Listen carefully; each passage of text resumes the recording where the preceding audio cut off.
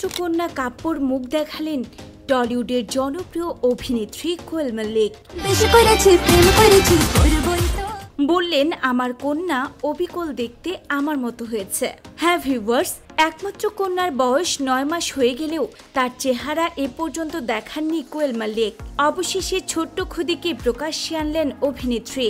কোয়েল মল্লিকের মেয়েকে দেখতে পেয়ে ভক্তরা তো শুভেচ্ছায় ভরিয়ে দিচ্ছেন অভিনেত্রীকে।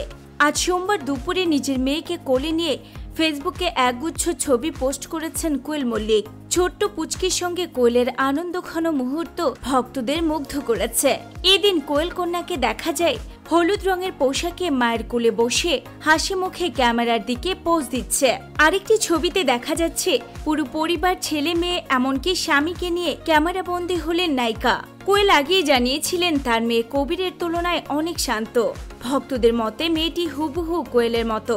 কাব্য জন্মের পর থেকে কোয়েল মল্লিকের শ্বশুর বাড়ির সকলে বলেন, ছোট্ট খুদে মায়ের মতোই হয়েছে দেখতে। ছবিটিতে ইতিমধ্যেই 70,000-এরও বেশি রিয়েক্ট পড়েছে।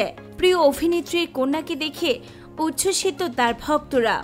তো ভিউয়ার্স, মায়ের মতো নাকি বাবার মতো, কার মতো হয়েছে কোয়েল কন্যা? কমেন্ট করে জানাতে ভুলবেন না কিন্তু।